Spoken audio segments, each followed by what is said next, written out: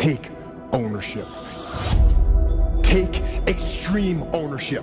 Don't make excuses. Don't blame any other person or any other thing. Don't hide your delicate pride from the truth. Everyone took ownership of their mistakes. Everyone took ownership of the problems. Take ownership of your job, of your future, and take ownership of your life. And lead. Lead yourself and your team and the people in your life. Lead them all to victory. There is a certain mentality that is associated with winners because there's a mentality. This is not about money. It's not about anything tangible. There's a mentality that goes along with winning. Trying to learn early the consequences of errors in judgment, poor behavior, and then try to learn from others that have gone down a disastrous road, and sure enough, they suffered the consequences, and you say, wow, then I'm going to change direction because I don't want those consequences.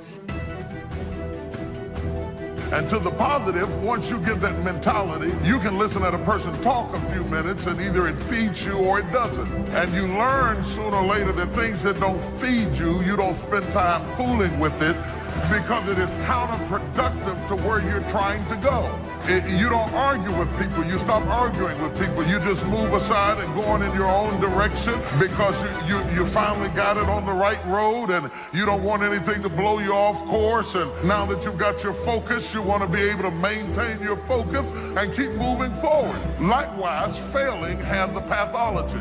You can get in around failing people and have failing circumstances and listen at negative talking, and after a while you find yourself unable to get back up again because not only are you down, but what is worse is your environment is down and everybody who's talking to you is talking down, and you develop a mentality built around your condition. Learning from errors in judgment. A few simple disciplines practiced every day. Now you're on the road to success.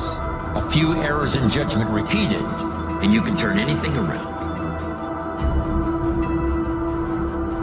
Anybody who's not ever willing to risk will never do very much in this world.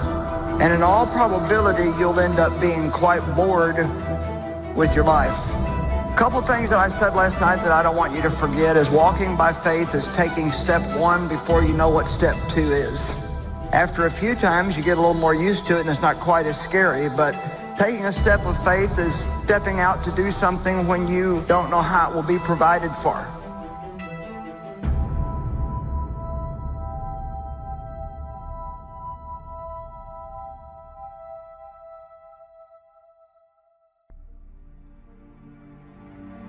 How you gonna show power if you're not up under attack?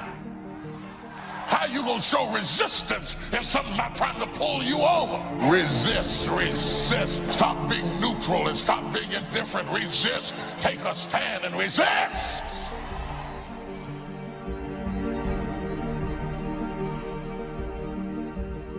You know, courage mounts up, and then sometimes we have the doubts that creep in, and we reach a little deeper to find that courage that overcomes our doubts and our fears. Courage to do what you didn't think you could do. The courage to step into territory that might be a little unfamiliar. The courage to talk to somebody you don't know. Courage to stand up when it's sort of dark in your corner. The courage to do it when it isn't going your way, seemingly.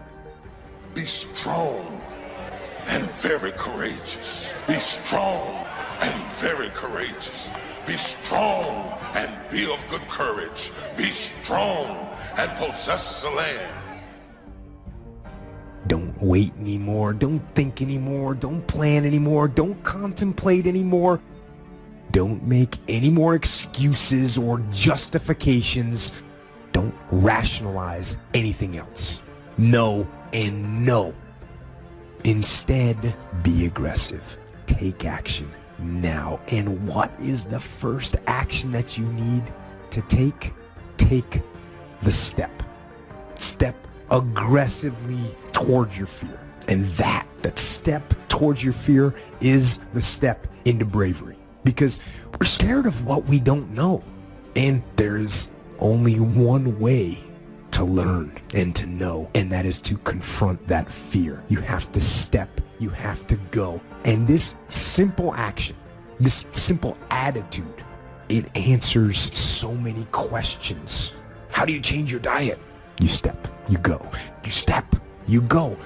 How do you overcome fear of failure or fear of success or fear of fear itself? You step. Face everything and rise. That's what a few people will do.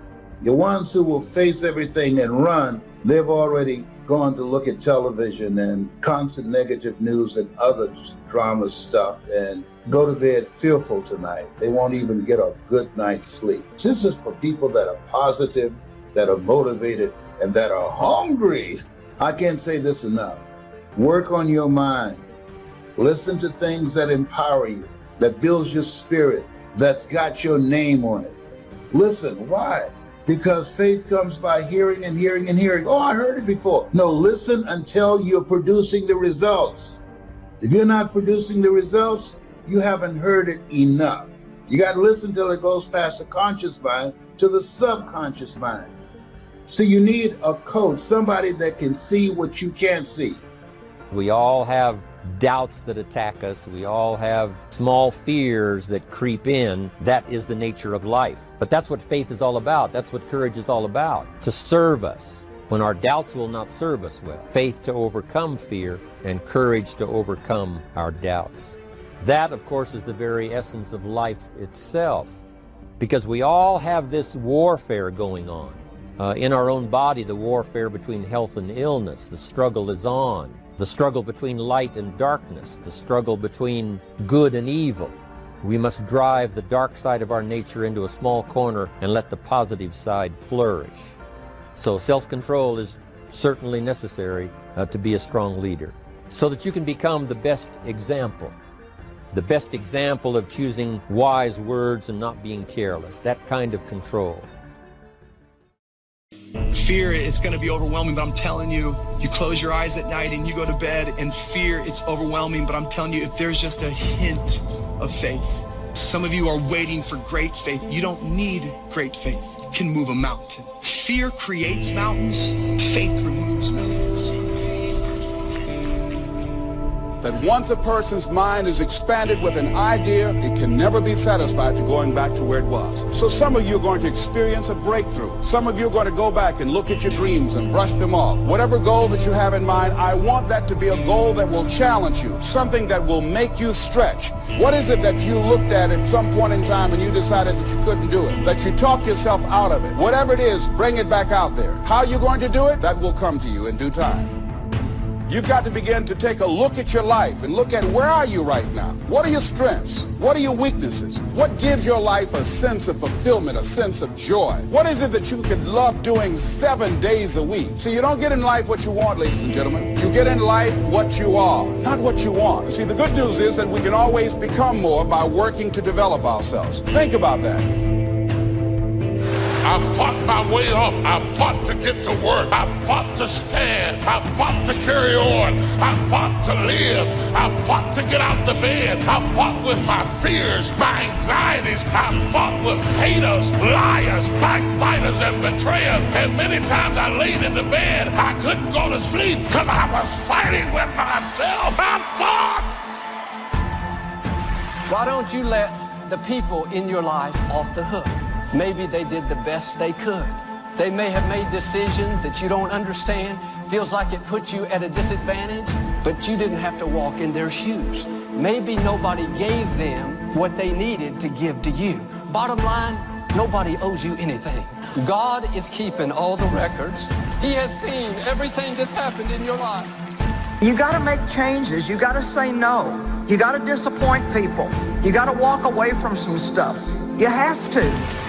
The injustice, the bad breaks, the person that did you wrong, those people cannot pay you back. They cannot make you whole. Only God can.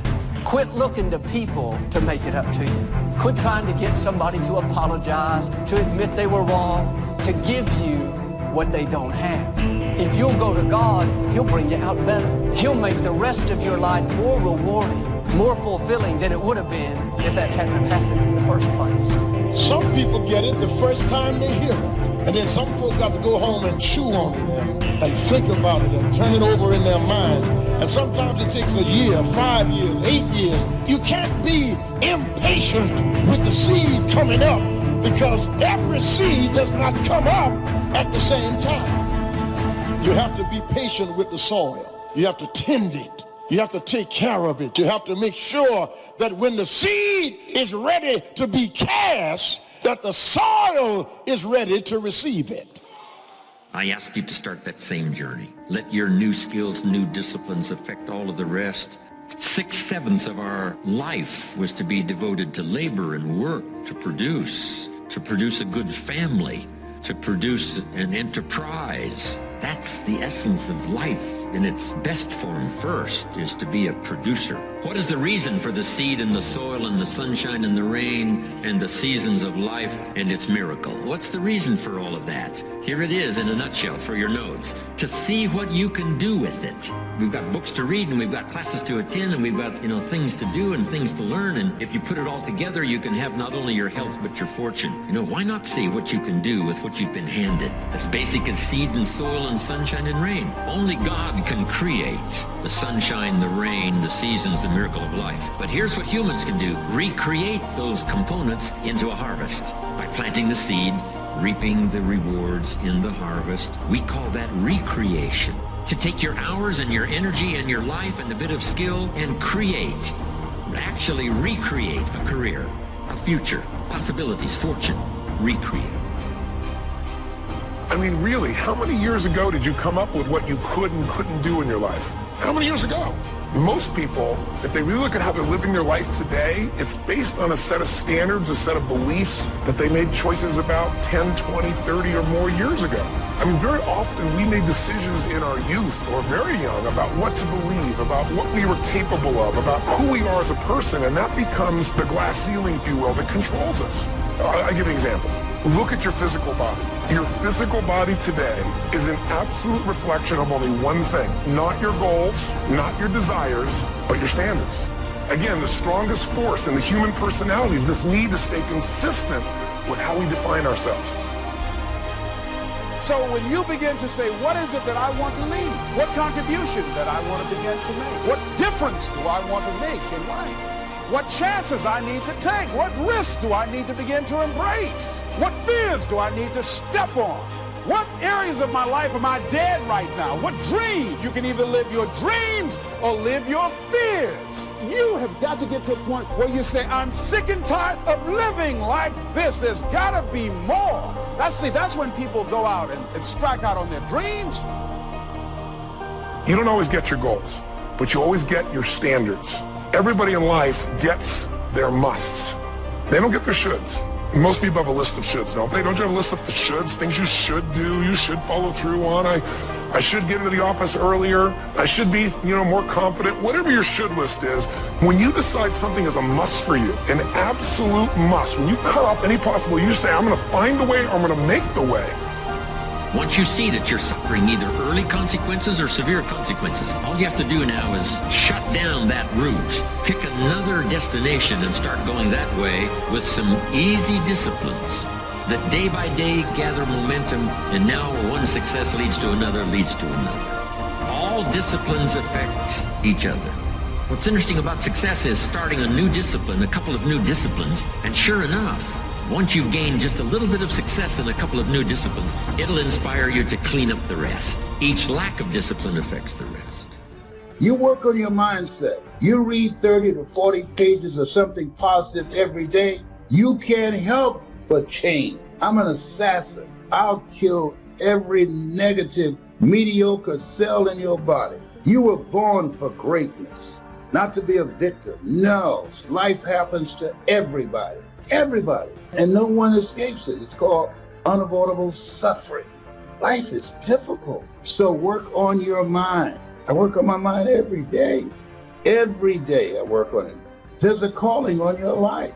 And you're greater than your circumstances. You're greater than anything that has ever happened to you. Indecision is the thief of opportunity. If you don't decide what you're going to do today, the day could get away and you're not very effective. Don't start the day until you have it finished. Is it possible to finish the day before you start it? And the answer is yes. If you don't finish it, the day escapes. And in the morning you say, let's see, what should I do now? In the afternoon you say, hey, time's getting away from me, what should I do now? And now most of the day is lost. Most of the day escapes not being utilized simply because you didn't make those decisions early, at the early part of the day.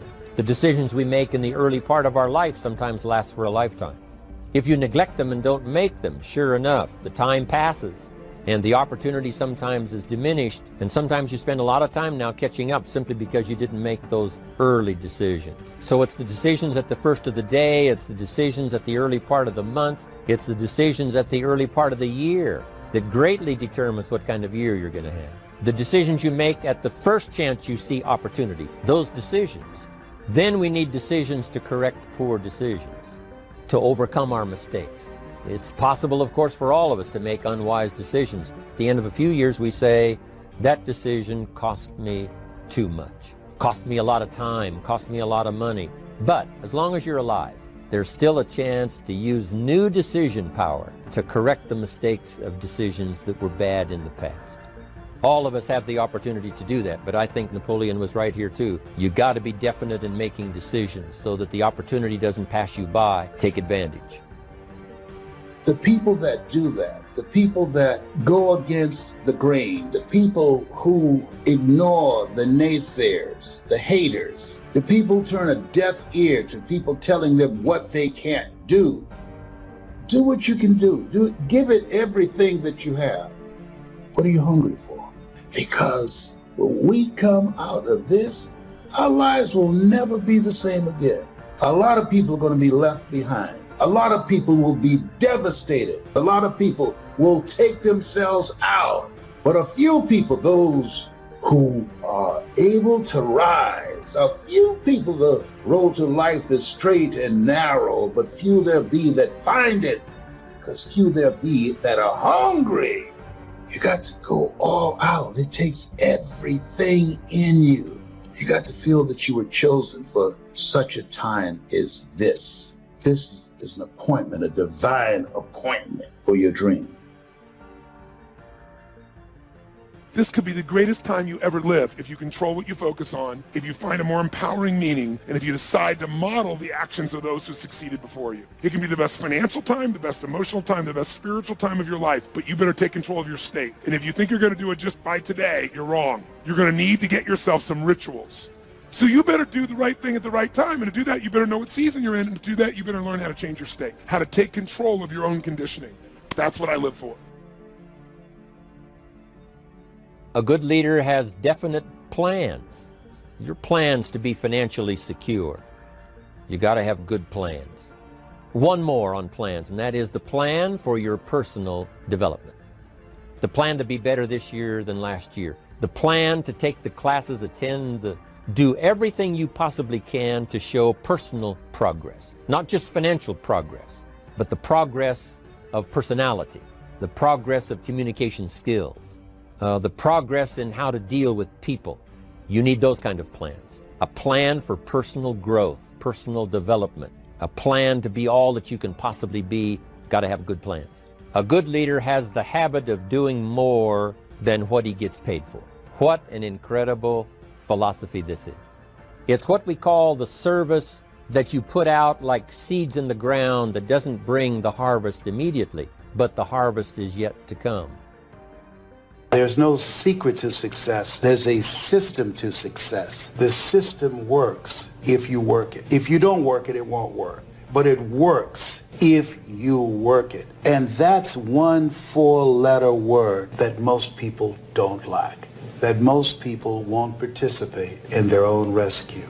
And there are people who will be presented with an opportunity, who know that they could be laid off at any moment, who know that them keeping their job has nothing to do with how good they are. And yet and still, they'll go to work and have knots in their stomachs, hoping when they open up an email that they have not been told this is your last day. They'll go to work hoping There's not a security guard standing by their desk with a box and say, empty your things in here and take them to the front door and escort them to the parking lot. They go in there hoping it doesn't happen. Why? Because they don't want to do the work. It's an aversion to most people's spirit.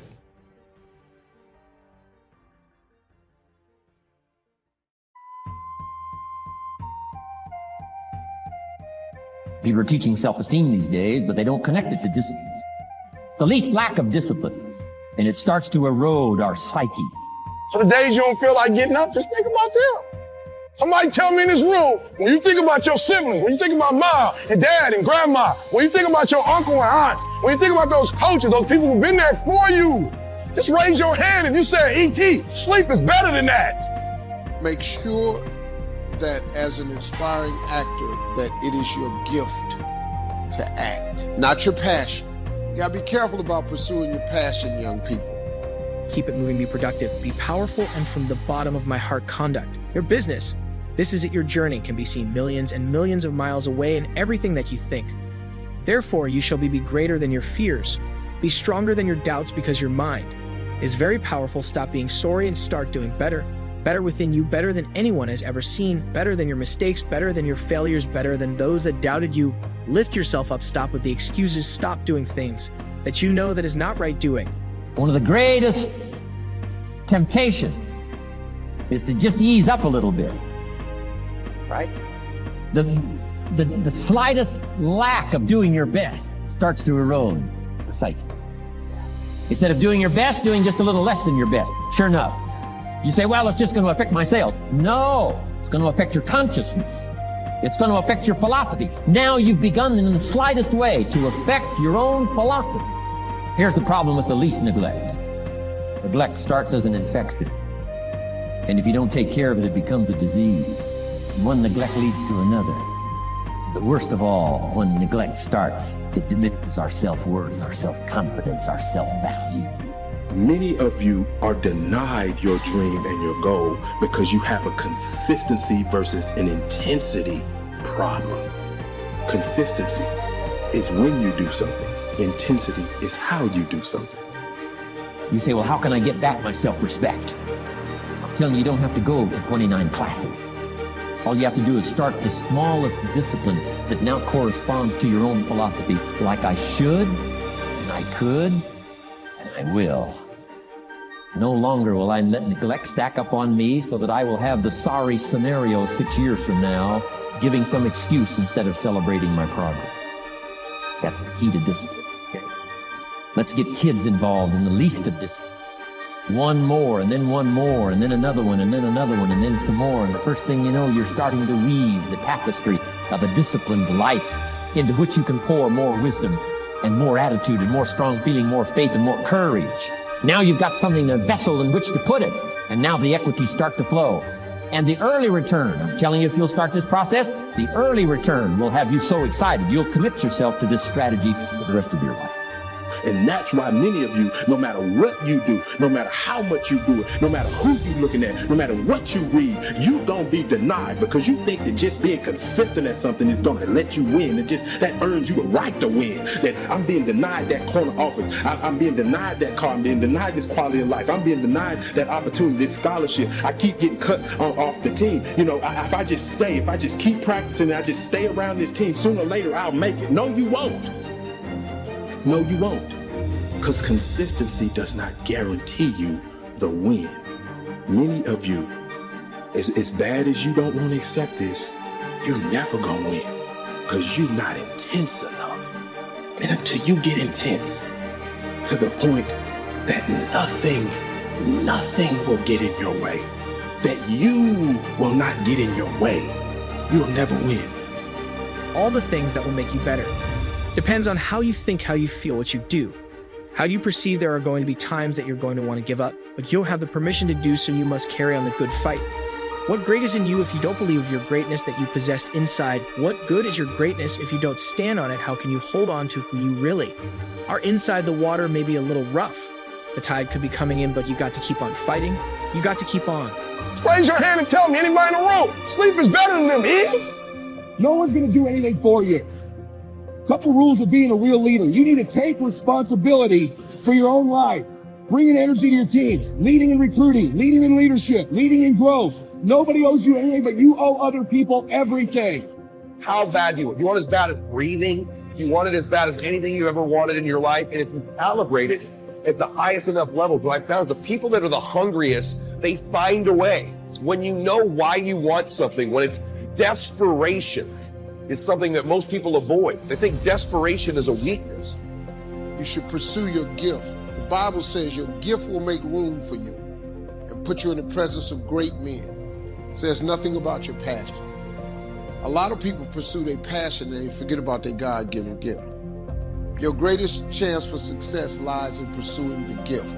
So make sure you're not pursuing a passion. I'm passionate about golf. I love golf. I can't play golf. I love being outside. I love the carts. I love the grass. I love the challenge. I'm not a good golfer. I'm passionate about it. Got the clubs, the clothes, golf simulator, putting green in my backyard. I got sand trap in my backyard. Still can't get out the damn sand. Swimming this path that you are taking right now, this emptiness that you are feeling, right now it is only a temporary magic, temporary thing that is going on inside of you. Right now it's only temporary. But it is necessary that you struggle, it is necessary that you feel alone, it is necessary that you have to continue to go forward. This is not the time to quit, this is not the time to give up. Even when you think you're weak, you have a way to be strong. Yes, darkness is upon you, but there will come a time. The sun will shine dawn. Is coming the sun is going to rise, and you will see the light within you. And I'm here to tell you, desperation is one of the most powerful emotions you could possibly possess, because when you're desperate, you find reserves and reservoirs of ideas, talents, when you find yourself in a desperate situation. So ironically, the one thing most people avoid in their life, hunger, which is caused by being desperate. When you're starving, you become desperate. Think of somebody who's starving on the street. How resourceful would you get if your children were literally starving and you had to feed them, right? So the number one thing we need more than anything to win is hunger, which comes from a state of desperation. Yet we're constantly trying to comfort ourselves in the real world to avoid the state of being desperate. I knew someone was better than me. There's more talented people than me, probably more talented than you.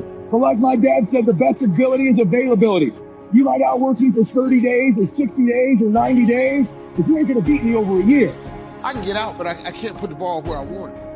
So you gotta make sure that you're gifted at it to pursue it. That's first. I can't tell you how many people are in Los Angeles, California, working at restaurants and Best Buys with their headshots. And every time you walk in there, Mr. Harvey, can you take my headshots? I said, what do you do? I'm an actress. What have you acted in? Nothing. I'm an aspiring actress. If you haven't acted in anything, then you're not an actress. You should go on some of these calls looking for tall, beautiful women. And you walk in the casting room and oh my God. Oh my God. The most stunning women you've ever seen. Can't remember a line. So be careful. It's doable, but you have to make sure that it's your gift. Nothing can stop this because that light has already been there, that light is embedded in you, that light exists in you. The time has come for you to succeed, for you to stand tall, for you to understand that you've got a mission and your mission is not done yet. Every day it's not going to be a good day, but every day is a blessed day. Because you are above the ground, you are walking tall, there is no time for sorrow. Because misery has no place in your life. The mind is a powerful weapon because no matter what's happening, your mind does matter, and if you put the wrong things inside of your mind,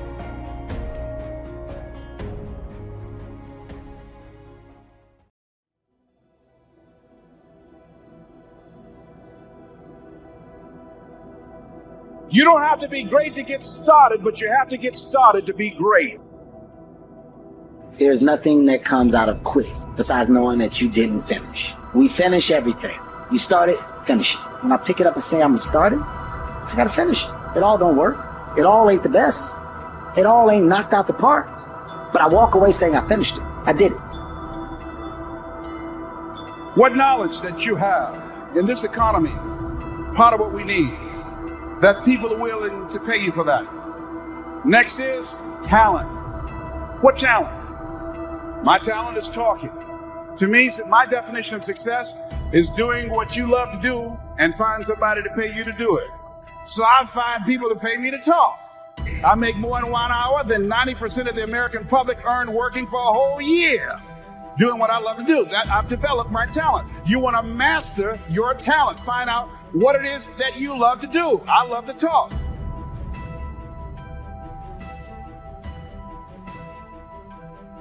How often do we procrastinate? How often do we say stuff like, yeah, I really should do that. I don't know. I guess I'm just lazy. We have a problem with too many choices, too many options, and not following through on any of them.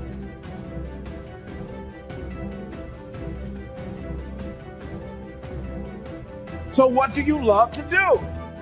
And then explore ways in which you can earn a living doing that. Cooking, writing, painting, working with numbers, working with people.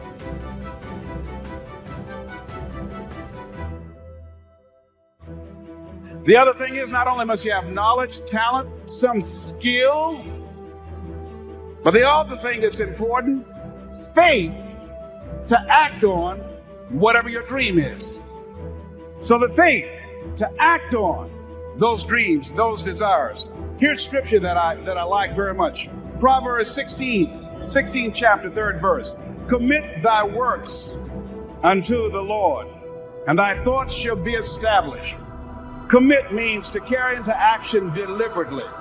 Commit means to make it happen no matter what. See, when you make a commitment, I'm going to become wealthy. When you make it important, when you decide I'm going to do it no matter what, life changes for you.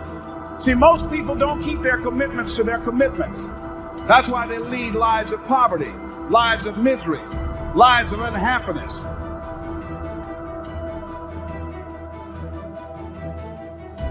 And with the joy and results of our efforts, we continue to apply, to learn, to observe, to fuel our ambition with the positive reinforcement of continued progress.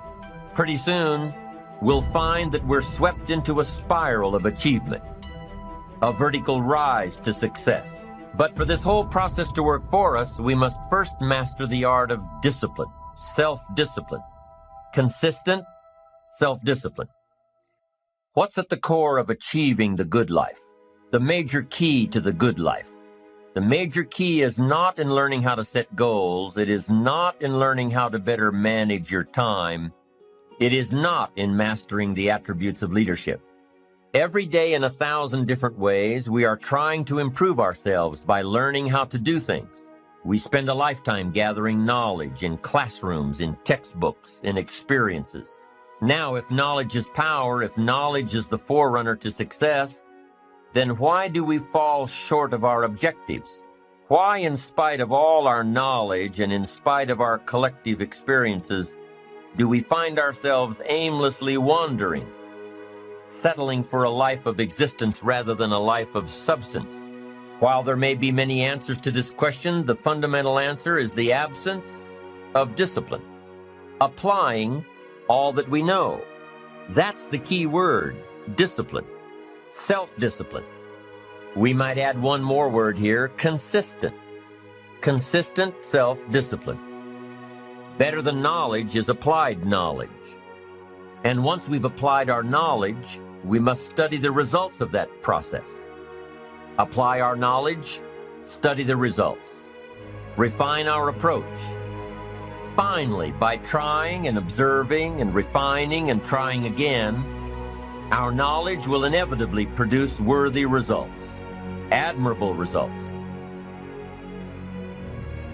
Life is not fair, and that is the reality. Disease and accidents don't care if their victim is a good person. They have no reason, no justification, and no mercy. And you cannot stop it. So, what do? Life's not easy. It is not. Don't try to make it that way. Life's not fair. It never was. It isn't now, and it won't ever be. People always ask me like there's some magical response.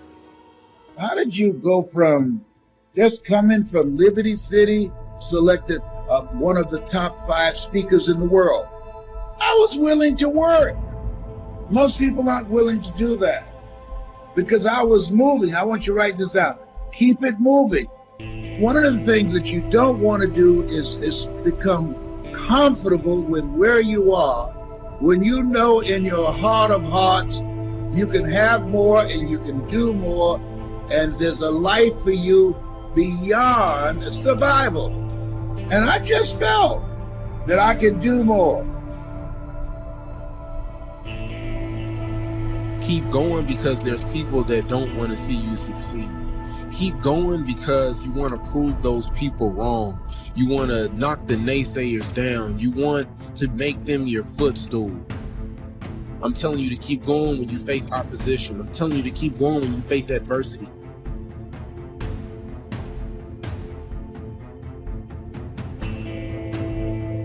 Socrates said the uncommitted life isn't worth living.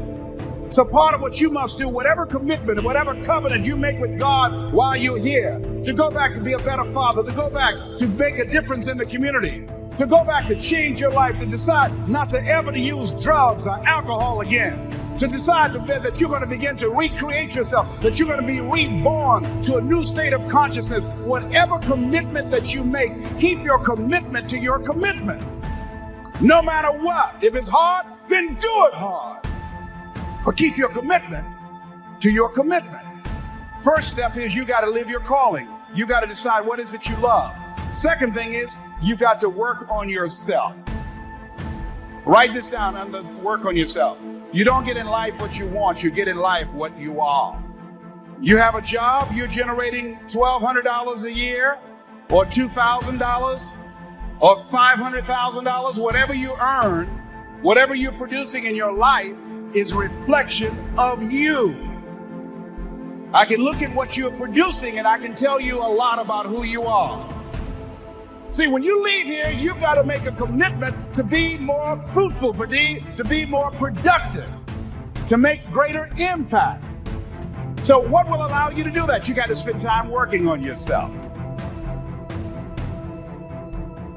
You have to make that decision for yourself. You have to decide, I'm going to pursue that path, which is going to be really, really hard and difficult and take many, many years and be a great sacrifice, or am I going to pursue being a great employee? Now, if you want to be a great employee, you've got to remember something. You're hired to help someone else achieve their goals, which is cool. There's nothing wrong with it.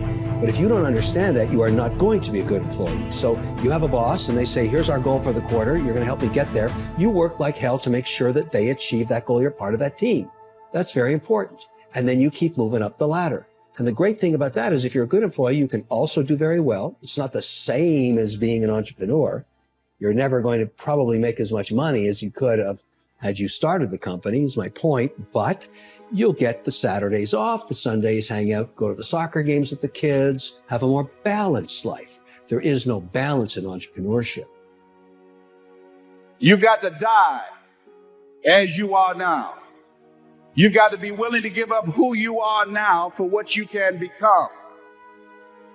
Certain things will no longer fit into your life. There's no place for it.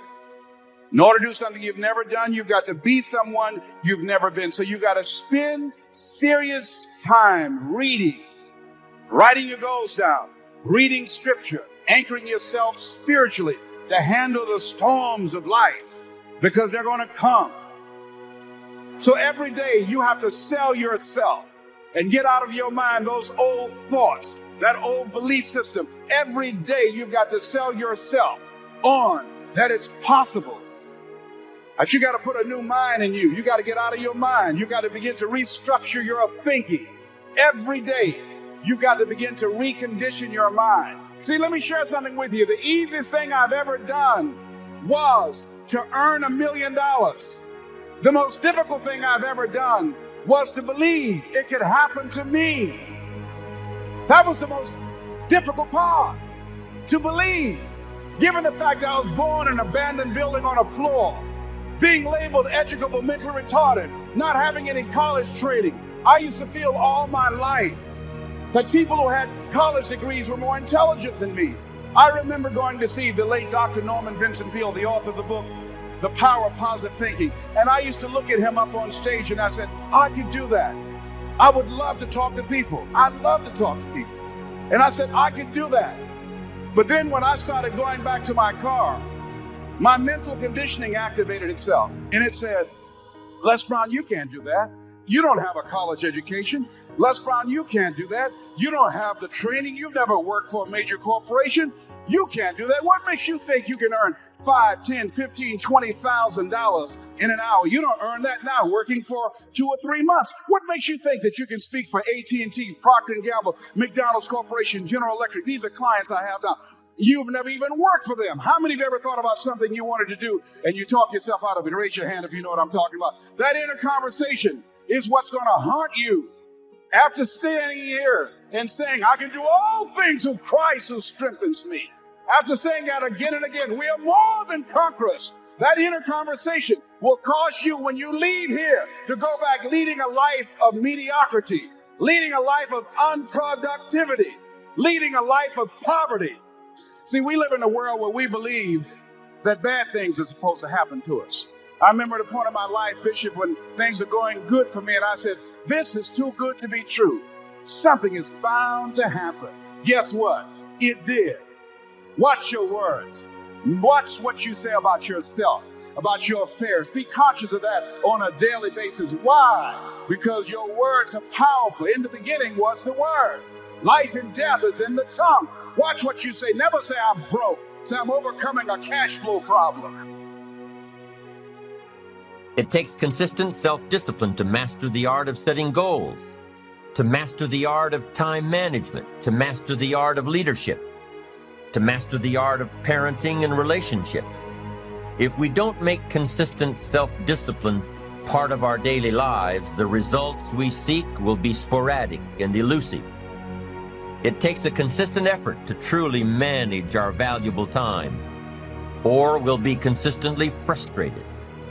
It takes discipline to conquer the nagging voices in our minds, the fear of failure, the fear of success, the fear of poverty, the fear of a broken heart.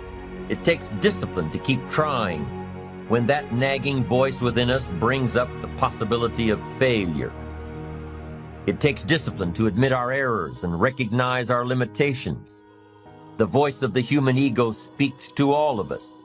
Sometimes the voice of ego says that we should magnify our value beyond our results.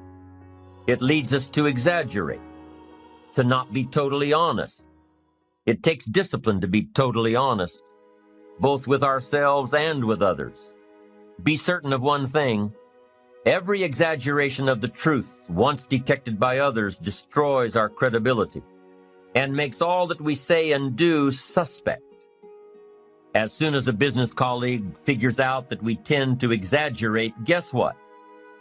They'll always think we exaggerate, and they'll never quite hold us in the same regard again. Never. It takes discipline to change a habit, because habits are formed a little bit each day, every day, every day. Once habits are formed, they act like a giant cable. They act like a nearly unbreakable instinct that only long-term disciplined activity can change. We must unweave every strand of the cable of habits slowly and methodically until the cable that once held us in bondage becomes nothing more than scattered strands of wire. It takes the consistent application of a new discipline, a more desirable one to overcome one which is less desirable. It takes discipline to plan. It takes discipline to execute our plan. It takes discipline to look with full objectivity at the results of our applied plan. And it takes discipline to change either our plan or our method of executing that plan if the results are poor. It takes discipline to be firm when the world throws opinions at our feet. It takes discipline to ponder the value of someone else's opinion when our pride and our arrogance leads us to believe that we are the only ones with the answers. Now, if discipline is the key word and if discipline is the key action, then what exactly is discipline? One good answer might be that discipline is a constant human awareness of the need for action and a conscious act by us to implement that action. If our awareness and our implementations occur at the same time, then we begin a valued sequence of disciplined activity. Now, here's the other side of discipline. If there's considerable time that passes between the moment of awareness and the time of our implementation, then that is called procrastination. Doing it tomorrow instead of today. Procrastination, an almost exact opposite of discipline. The voice within us says, get it done. Discipline then says, do it now. Do it to the best of your ability, today, tomorrow, and always, until finally the worthy deed becomes instinctive. Procrastination says later, tomorrow, whenever I get a chance. In every circumstance we face, we are constantly presented with these two choices. Do it now or do it later. Discipline and procrastination. A choice between a disciplined existence bearing the fruit of achievement and contentment, or procrastination, the easy life for which the future will bear no fruit, only the bare branches of mediocrity.